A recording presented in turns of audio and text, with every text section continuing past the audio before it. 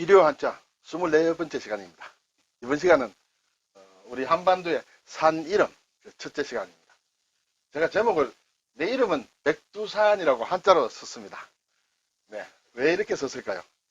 오늘 우리 한반도에 그 산 이름 좋은 산이 많죠. 그래서 위에서부터 이제 쭉 좀 내려오는데 모든 산을 다룰 수는 없고 그래도 우리 귀에 익숙한 산 이름들 이번과 다음 주에 나눠서 한 두 번 다뤄보도록 하겠습니다.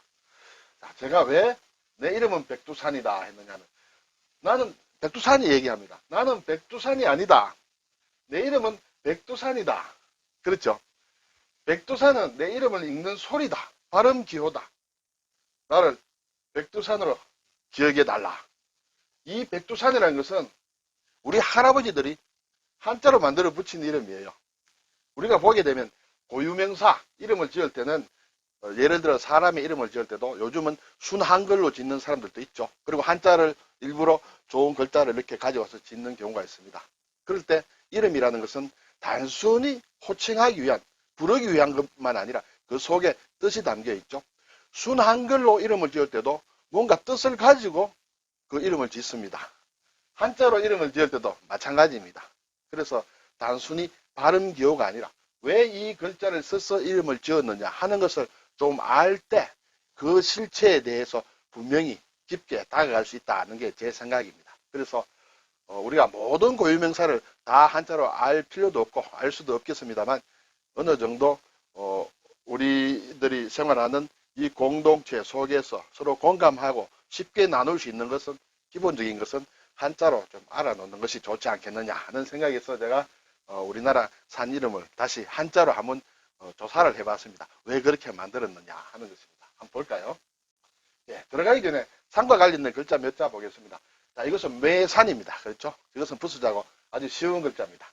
자, 매산이라는 것은 어떻게 이루어졌느냐 하면 저는 이렇게 생각합니다. 물론 이렇게 산을 그린 그림이다 이렇게 되겠죠. 근데 산을 그렸을 때 이 세 개의 삼각이 있습니다. 그렇죠? 세 개의 삼각이다. 그 하나가 이것이다. 길석음이다 하는 것이죠. 자, 벼랑입니다. 낭떠러지 같은 벼랑입니다. 이것이 조금 이렇게 될 수도 있겠죠. 이것을 모양은 기슭음자로 만들었습니다. 자, 이것이 기슭이 하나가 있을 때는 기슭음이고 기슭이 두 개 있을 때는 이런 모양이 되겠죠. 이 모양이 사실은 이 글자를 구성하고 있다. 언덕을 말한다. 그렇죠? 첫 번째 것이 조금 이렇게 세워져 있고 두 번째 기슭이 이렇게 돼 있다. 그렇죠? 그렇게 해서 여기에 땅이 있다 하면 이 언덕 글자가 되는 것이에요. 그래서 두 개 모이면 언덕이다.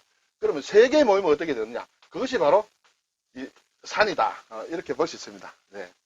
그렇게 보지 않을 수도 있고요. 볼 수 있습니다. 네. 그리고 특히 이 언덕 구자는 여기에 대구라는 말을 쓸 때는 이렇게 우부방을 붙여서 땅 이름 구, 대구 할 때는 이 글자를 씁니다. 제가 예전에 말씀드렸는데 원래는 대구를 이 글자를 썼는데 공자님의 이름 공구자와 같기 때문에 그렇게 써서는 안 된다.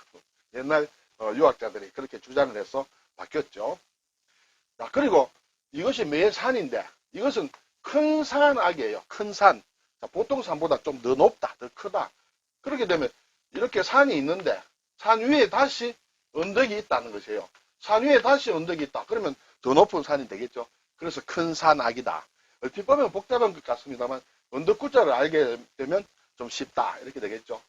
그리고 이런 글자도 있죠. 굉장히 복잡한 글자인데 이것도 큰 산악이다.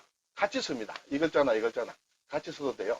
그래서 매산을 빼게 되면 이렇게 감옥할 때 오곡자입니다. 이것은 개가 두 마리예요.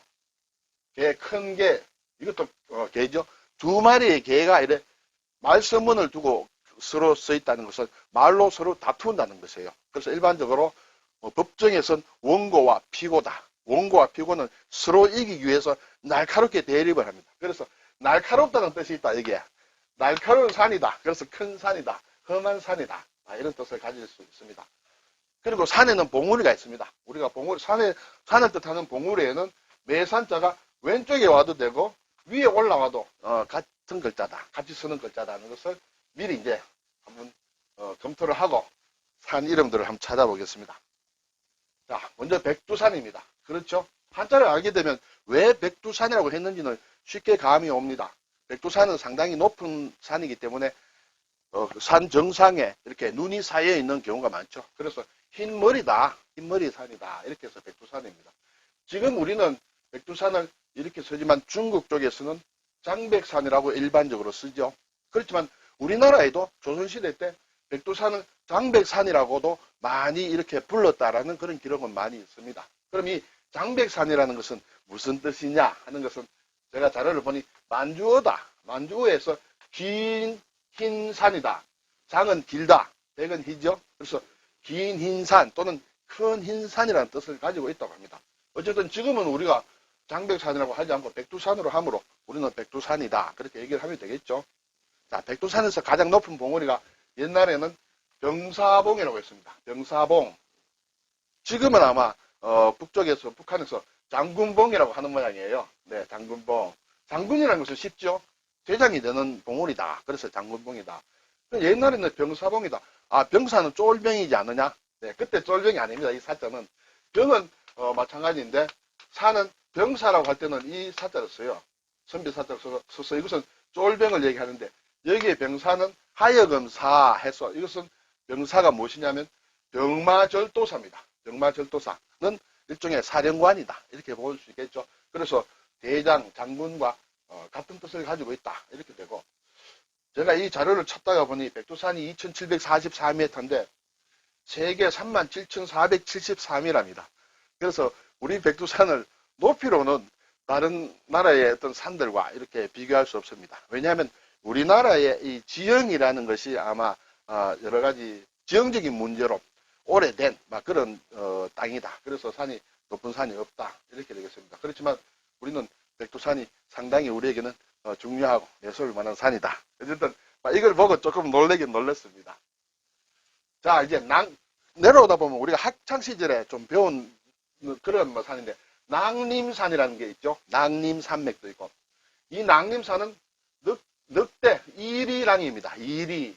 이리와 수플림이죠. 그래서 늑대 이리가 많은 산이다 이렇게 된 것이에요. 그래서 이리랑을 써서 낭림산이다. 네. 지금도 늑대가 많은지 모르겠습니다만 이것은 평안북도와 평안남도를 가르는 경계 역할을 하는 그런 산인 것 같습니다. 그냥 한자를 모르면 상당히 뜻이 뭔지 잘 다가오지 않습니다. 자, 세 번째 묘향산 많이 듣죠. 묘향산. 묘하다, 기묘하다. 네, 그리고 향은 향기롭다. 산에 향기가 난다. 제가 보니 산세가 기묘하다. 산세가 정말 기묘하고 절묘한 모양입니다. 그리고 향기를 풍긴다. 산에 어떤 향기를 풍기느냐. 보니 척백나무가 많이 자생하는 모양이에요. 그래서 척백나무의 향기가 그윽한 산이다 해서 만들어진 이름이 묘향산이다. 앞으로 묘향산 하면 산세가 기묘하고 그리고 척백나무 향이 많았던 모양이다. 이렇게 생각하면 좋겠죠. 구월산. 네. 구월산 6.25때. 그러니까 만화로도 영화로도 나오고 그러죠. 예. 6.25 때 구월산에서 6.25 대원들이 활발한 활동을 했다. 산의 이름은 태음력, 음력이죠. 음력의 9월에서 왔다. 특별히 이 음력 9월에 아름답게 보이기 때문이다. 이렇게 위키피디아에 이렇게 나와 있는데 그게 줄을 달았어요. 출처가 필요하다. 아마 출처는 잘 모르는 모양이에요. 그래서 여기 제가 여러 군데 찾아봤는데 이 설명 이외에는 왜 9월산인지에 대한 것은 없습니다. 어쨌든 출처가 필요하다. 좀 불분명하지만은 이런 설은 있다. 이렇게 되는 모양입니다. 9월산을 보니 제가 김삿갓의 9월산이란 그 시가 생각이 나더라고요. 너무 쉬워서 어릴 때 이렇게 잠깐 외웠던 것인데 생각이 났어요. 작년 9월, 과 9월. 작년입니다. 작년 9월에 과는 지나가다는 뜻이에요. 통과한다 그렇죠. 작년 9월, 과 9월. 작년 9월 달에 9월산을 지났다. 그렇죠. 금년 9월, 과 9월. 올해 9월에도 9월산을 지난다. 연년 9월, 해마다 연년, 매년마다 9월이 되면 과 9월, 연년 9월, 과 9월, 매년 9월마다 내가 9월산을 지났다. 9월 산광, 장 9월, 네. 9월 달에 이 9월산의 산빛이 정말 길고 이쁘다, 아름답다, 그런 뜻인 것 같습니다. 제가 어릴 때는 시조 한 수더 또는 한시 한 수 더 외우기 위해서 쉬운 것부터 외웠던 그런 생각이 나서 이렇게 가져와 봤습니다. 여러분도 한번 참고를 하시면 어떨까요? 자, 이제 금강산. 정말 참 세계적으로 유명한 산입니다. 금강산은 보니 불교와 관련된 것이다. 우리나라 산 중에 높은 산은, 높은 봉우리는 주로 비로봉이라든지 뭐 여러 가지 불교와 관련된 그런 이름들이 많죠. 이것도 불교의 화엄경에서 따온 이름이다. 이렇게 되어 있었어요. 그리고 12,000봉이라는 숫자도 화엄경에 나오는 숫자다. 이렇게 제가 위키피디아를 보고 참고를 했습니다.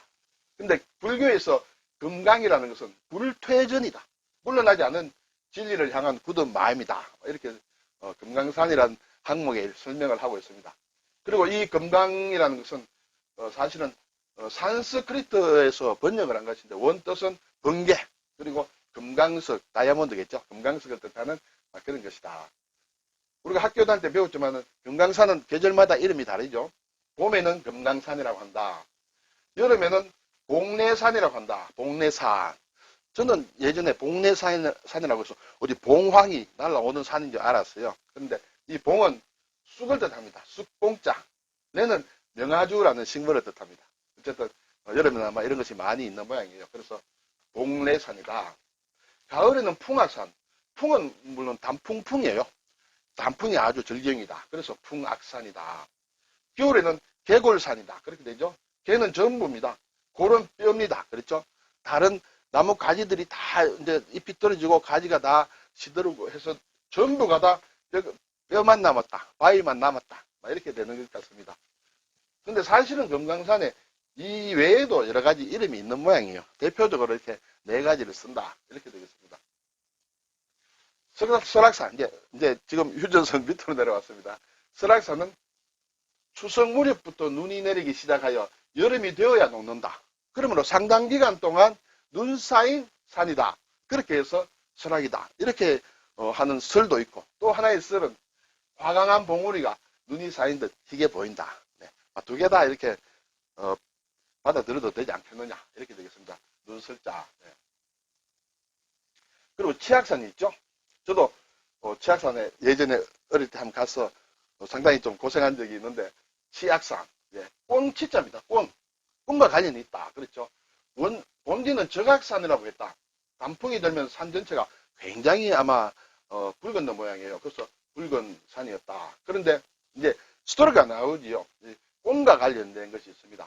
어떤 뱀에게 잡아먹히려던 꽁을 구해준 나그네가 있는데, 나그네가 나오면 이런 이야기는 보통 한양으로 과거 보러 가는 선비가 되겠죠. 근데 그 꽁이 위험에 처했을 때 그 꽁을 이제 뱀을 이렇게 화살로 쏘아 이제 죽입니다. 근데 그 꽁이 자기를 구해줬다는 것이죠. 어떤 위험에 처했느냐. 그날 밤 드문 한적한 민가에서 이렇게 하루를 이렇게 숙박을 하려는데, 어떤 밤에 자다가 보니까 뱀이 자기 몸을 감고 있더라. 그래서 놀라서 보니까 그 어떤 여인인데, 여인에게 왜 나를 이렇게 하느냐 하니, 낮에 당신이 죽인 뱀이 내 난군이었다. 내 남편이었는데 당신이 화살로 쏘아 죽였어. 나는 당신을 원을 풀어야 되겠다. 그 대신 종이 3번 울리면 내가 이렇게 당신을 놓아주겠다. 이렇게 했을 때 종이 3번 울렸다는 것이죠. 지금 원주 치악산 쪽에 있는 상원사의 종이 이렇게 3번 울렸다. 그러더니 그 여인이 그 나그네를 풀어주고 용이 되어서 성천을 했다. 뭐 본인에게는 좋아하는지 모르겠습니다. 그래서 그 다음날 종이 울린 곳을 찾아가 보니까 꽁이 이렇게 땅에 떨어져 죽어 있더라. 결국 은혜를 갚았다. 꽁이 자기 몸과 머리로 이렇게 종을 쳤다. 뭐 이렇게 되겠죠. 그래서 그 산이 적악산이었다가 치악산으로 바뀌었다 하는 전설을 가지고 있는 그런 우리가 잘 아는 들어봄직한 그런 전설에서 생긴 이름이다. 이렇게 볼 수 있겠습니다. 자, 오늘 우선에 4개의 산을 한번 살펴봤습니다. 백두산, 낭림산, 묘향산, 구월산, 금강산, 설악산, 치악산. 제가 다시 한번 말씀드리고 싶은 것은, 물론 제 개인적인 생각입니다만, 우리가 백두산, 낭림산 이렇게 한글로만 써서 물론 부를 수밖에 없겠죠. 그렇지만은 본래 이름은 이렇게 엄연히 한자가 있고 나름대로 좋은 뜻이 있다.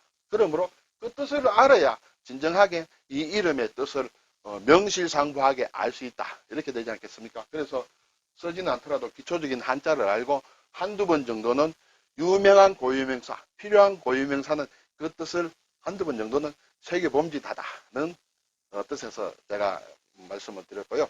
다음 시간에 나머지 남쪽에 또 몇몇 우리가 알아두면 좋을 만한 그런 산 이름을 한자로 다시 한번 새겨보겠습니다. 수고하셨습니다.